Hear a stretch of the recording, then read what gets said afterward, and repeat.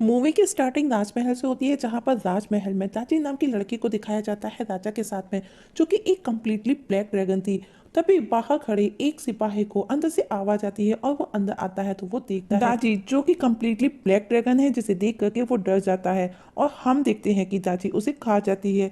उसके ये सब करने से राजा को भी खुशी मिलती है, क्योंकि उसने राजा को अपने वश में किया हुआ था। तभी हमें कुछ गार्ड्स को दिखाया जाता है जो अपने ट्राइब के इनविजिबल ग्रैंड लीडर और कुछ बच्चों को छुड़ाने के लिए आ रहे थे दाची की कैद से, जिसने कई सालों में राजा ने ना जाने कितने मासूम लोगों को मार डाला। जो दाजी जिसे वो एक चुड़ैल के सम्मोहन से सम्मोहित है। रास्ते में ली का भाई उसे बोलता है, जो भी होगा तुम अपनी पावर का यूज नहीं करोगे वरना दाजी समझ जाएगी, जो कि हम बिल्कुल भी नहीं चाहते। और अब उनके मास्टर उन्हें आगे का प्लान बताते हैं और राजा के राज्य के बारे में भी बताते हैं। और अब सब सीक्रेट रास्ते से महल के अंदर एंट्री करते हैं। वही महल में भोग विलास चल रहा था, जहां राजा भोग विलास में लीन था और ग्रैंड एल्डर को मारने की तैयारी की जा रही थी।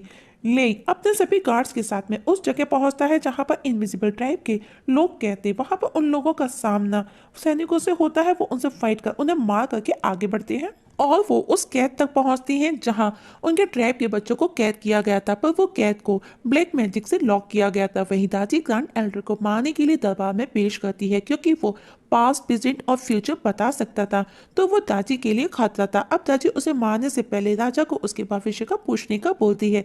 दूसरी तरफ ले अपनी पावर का यूज करता है उस केस को तोड़ने के लिए, जिसका एहसास वहां के सेनापति लेपर्ड को हो जाता है। वही राजा एल्डर से अपना फ्यूचर पूछता है और ये देख करके वो डर जाता है।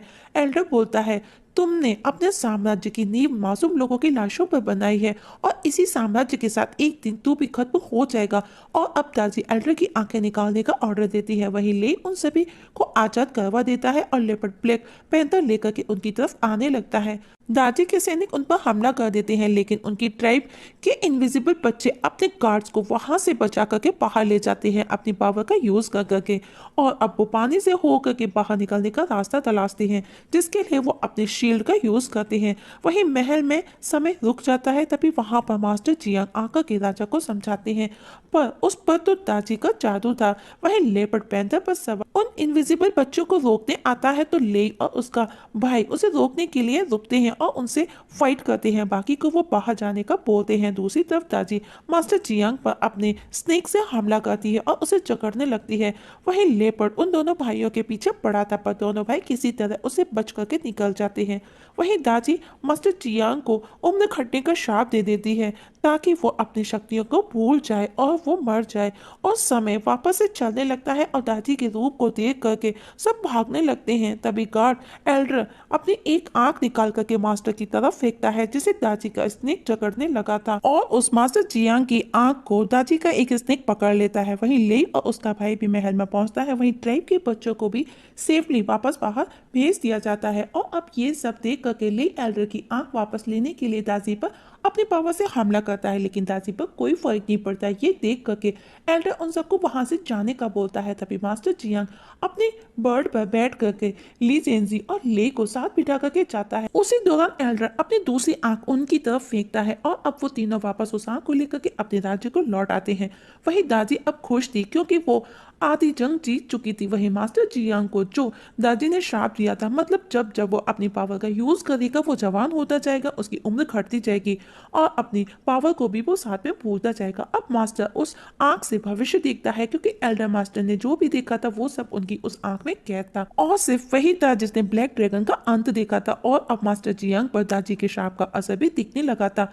वहीं दादी भी उस आंख से और ज्यादा पावरफुल हो जाती है। वहीं मास्टर जियांग को उस आंख से स्वॉर्ड ऑफ लाइफ नजर आती है और इसी स्वॉर्ड से उस ब्लैक ड्रैगन को खत्म किया जा सकता है। वहीं दादी भी इसी स्वॉर्ड को हासिल करना चाहती है और साथ ही उसे गोल्ड ड्रैगन भी नजर आता है। अब वो लेपर्ड को उस स्वॉर्ड को हासिल करने का बोलती है। वहीं मास्टर जियांग ले को स्वॉर्ड ऑफ लाइफ हासिल करने के लिए तैयार करता है और वो विंग एडॉप्ट ट्राइब का लास्ट सर्वाइविंग मेंबर था।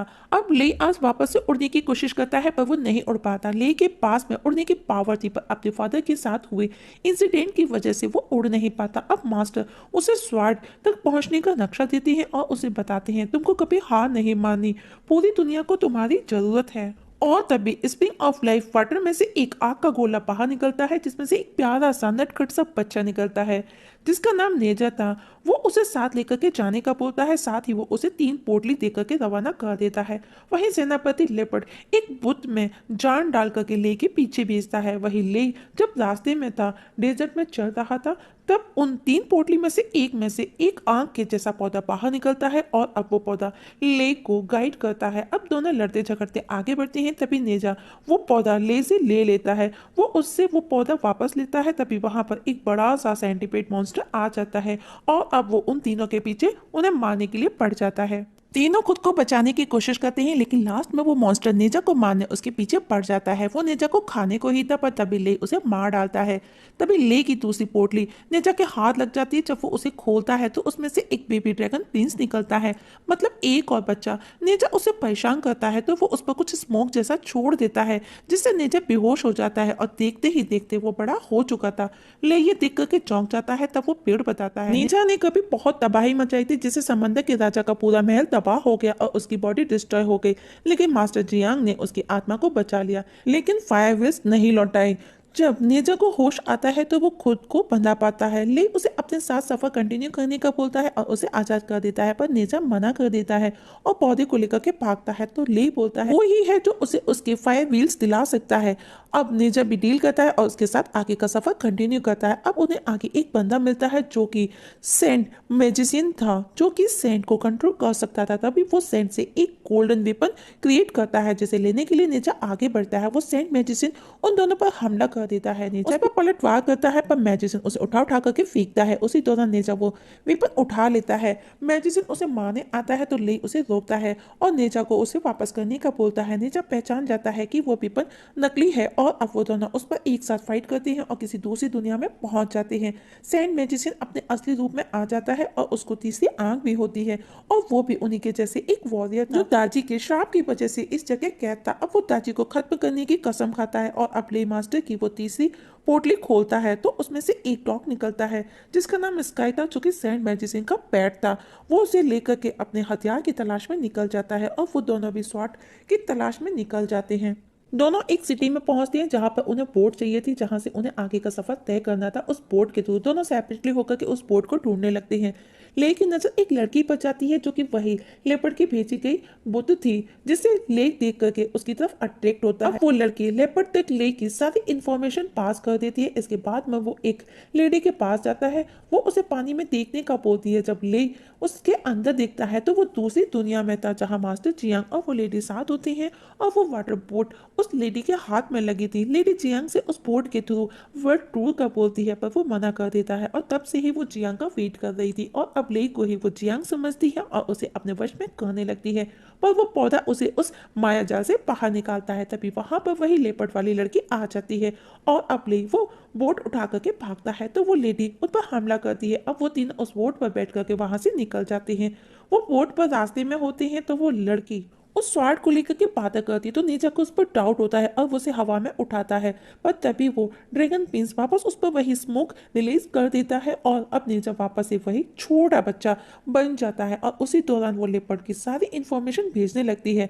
पौधा ले को समझाता है शायद वो हमारे दुश्मन की मदद कर रही है, तुम उसकी मदद क्यों कर रहे हो। तभी ले उसका और लेपर्ड का कनेक्शन भी वो ब्रेक कर देता है। अब जब लड़की को होश आता है तो वो सब कुछ भूल चुकी थी, क्योंकि लेपर्ड इंफॉर्मेशन लेने के बाद में उसकी मेमोरी इरेज कर देता था। अब ले दिखता है कि बोट बीचों बीच है तो वो प्लांट से करंट सिचुएशन पूछता है तो वो बताता है कि अब इस बोट को सिर्फ बेबी ड्रैगन प्रिंस ही कंट्रोल कर रहा है, क्योंकि वो वापस अपने घर जाना चाहता है। और अब ड्रैगन प्रिंस गाना गाने लगता है और उसका ये गाना उसके फादर सुन लेते हैं और वो एक ऑक्टोपस को अपने बेटे को लाने भेजता है। वहीं नेजा ड्रैगन को चुप करवाता है क्योंकि उसकी नींद खराब हो रही थी और तभी वो ऑक्टोपस उन दोनों को उठा करके ले जाता है। नेजा वापस से ड्रैगन के फादर से अपनी व्हील्स मांगता है और वापस से वही हरकत करता है। पूरे समुद्र में अपनी रिंग से सबको परेशान करने लगता है। आखिर में एक क्रैब नेजा को पकड़ लेता है तो नेजा शुशु से सबको नहलाने लगता है और अचानक से रुक जाता है। समंदर का राजा बोलता है क्या हुआ, पिचकारी बंद हो गई और अब नेजा फाड़ से सबको डिस्ट्रॉय करने लगता है। अब नेजा अपने फायर व्हील्स मांगता है पर समुद्र का राजा मना करता है। इवन वो क्रैब को भी अब अपने फाड़ से बेहोश कर देता है। ये देख करके ऑक्टोपस डर करके उसे छिप करके वहां से भागता है, पर नीचा उसे पकड़ लेता और घुमा घुमा करके दूर फेंक देता है। ये सब देख करके समंदर का राजा हार मान जाता है और उसे उसके व्हील्स लौटाता है, जिन्हें देख करके नीचा बहुत खुश होता है और अब वो असली रूप में आ जाता है और उसे उसका बेटा ड्रैगन प्रिंस लौटा करके वहां से चला जाता है। वहीं ले उस बोट से किसी डिस्ट्रॉयड सिटी में पहुंचता है। वहां का नजारा देख करके ऐसा लग रहा था मानो समय ठहर गया हो। अब ले को एक पत्थर पर सोलर बर्ड नजर आती है और वो समझ जाता है ये उसका घर है और उसे अपना पास्ट याद आता है, जब वो 6 साल का बच्चा था, जिस दिन उसकी फ्लाइट सेरेमनी होनी थी, लेकिन उन पर हमला किया गया और सब कुछ डिस्ट्रॉय हो गया। और उसी इंसिडेंट के बाद ले कभी नहीं उड़ सका, क्योंकि अब उसे ऐसा लगता है कि जब भी वो उड़ेगा तबाही वापस से होगी, उसके अपनों का सर्वनाश होगा। पर वो लड़की उसे कहती है तुम वापस जरूर उड़ोगे। अब ले बोलता है जहाँ सोलर बर्ड होगी वहाँ उम्मीद की किरण भी होगी। तभी उसे सोलर बर्ड का सिंबल नजर आता है और अब वो अपनी पावर का यूज करके उसे तोड़ देता है और अब वहां पर रोशनी ही रोशनी फैल जाती है और अब एक स्ट्रक्चर क्रिएट होता है और उसी में वो स्वॉर्ड ऑफ लाइफ निकलती है, जिसे देख करके ले खुश होता है। पर तभी लेपर्ड अपनी फौज के साथ वहां पर आ पहुंचता है। ये देख करके वो लड़की ले को सब सच बता देती है और अब ले को गुस्सा आता है और वो लेपर्ड पर हमला कर देता है। दोनों के बीच में जबरदस्त फाइट होती है, लेकिन ले अकेला था। आखिर में लेपर्ड उसे पकड़ लेता है और अब उसकी आर्मी जब उस स्वार को उठाती है तो वो सब उसे टच करते ही राख में कन्वर्ट हो जाती है। ये देख करके वो लड़की जो कि अब ले को प्यार करने लगी थी, तो वो उस तलवार को उस स्ट्रक्चर में से बाहर निकालने लगती है, क्योंकि वो कोई इंसान नहीं थी, वो सिर्फ एक पुतला थी और उस पर उस तलवार का कोई भी साइड इफेक्ट नहीं होता। जैसे ही वो तलवार बाहर निकालती है वहां जोरदार धमाका होता है और उसमें वहां मौजूद बहुत से लोग मारे जाते हैं। साथ ही उस तलवार की पावर भी खत्म हो जाती है। पर अब ले हवा में उड़ सकता था, उसके पंख वापस उसे मिल जाते हैं, तो वो उस धमाके से उस लड़की को बचा लेता है। लेकिन सूरज निकलते ही वो वही वापस से पुतला बन जाती है। इससे ले दुखी हो जाता है, क्योंकि वो भी उसे प्यार करने लगा था। अब ले उस तलवार को लेकर के वापस अपने राज्य को लौटता है और देखता है कि तीनों सूरज मिलने वाले हैं। रास्ते में उसे नेजा और वही सैंड मैजिशियन भी मिलता है और तीनों मिलकर के आगे बढ़ते हैं। वहीं उसके राज्य में दाजी और राजा ने उनके राज्य पर हमला कर दिया है। ये सब रोकने और अपने राज्य को बचाने के लिए मास्टर जियांग अपनी पावर का यूज कर रहा था। उसके साथ ही उसकी उम्र भी घटती जा रही थी। अब दाजी राज्य को कंप्लीटली डिस्ट्रॉय करने के लिए और फौज भेजती है, पर अब वो तीनों वहां पहुंच चुके थे और अब तीनों मिलकर के उसकी सेना का सामना करते हैं अपने राज्य को बचाने के लिए। इसमें लेपर्ड भी मारा जाता है, पर दाजी अपनी पावर का यूज करके उसे एक मॉन्स्टर में कन्वर्ट कर देती है और अब वो बहुत ज्यादा पावरफुल था। वो तीनों मिलकर के उस मॉन्स्टर से फाइट करते हैं, पर वो तीनों उसके आगे कमजोर थे और उस लड़ाई में उनका कमांडर बुरी तरह से घायल हो चुका था। लेकिन मरने से पहले वो ले के भाई को उस तलवार को स्प्रिंग ऑफ लाइफ वाटर में डालने का बोलता है, जिससे उसकी पावर वापस आ सकती है। मास्टर जियांग भी अपनी पावर का यूज करके छोटा बच्चा बन चुका था। अब दादी उसे कैद कर लेती है, क्योंकि उसे कुछ भी याद नहीं था। वो तीनों भी उस लेपर्ड मॉन्स्टर से कंटिन्यू लड़ रहे थे। वहीं ले का भाई उस तलवार के साथ में उस वाटर में कूद जाता है और अब वो उससे जब बाहर निकलता है तो वो कंप्लीटली गोल्डन ड्रैगन बन चुका था, मतलब कि तलवार ने उसी को चूज किया था और अब वो बहुत ज्यादा पावरफुल भी था और अब वो उसी स्वार्ड से उस लेपर्ड मॉन्स्टर को डिस्ट्रॉय कर देता है। वहीं राजा अब कंप्लीटली ब्लैक ड्रैगन बन चुका था। वो गोल्डन ड्रैगन इतना पावरफुल था कि वो पूरी सिटी को साथ में उड़ा करके ब्लैक ड्रैगन को खत्म करने के लिए निकल पड़ता है। वहीं दाजी के पास में हम देखते हैं जियांग को, जो कि एक छोटा बच्चा बन चुका है जिसे कुछ भी याद नहीं। वो राजा को देती है, जिसे गोद में लेकर के राजा बहुत खुश होता है। मतलब मास्टर जियांग के पास में उसकी तलवार नहीं, पर राजा अब कंप्लीटली ड्रैगन बन चुका था। और इसी जगह हमारी आज की मूवी खत्म हो जाती है। तो दोस्तों, मूवी कैसी लगी कमेंट सेक्शन में कमेंट करके जरूर बताइएगा। पसंद आए तो लाइक और शेयर भी कर दीजिएगा।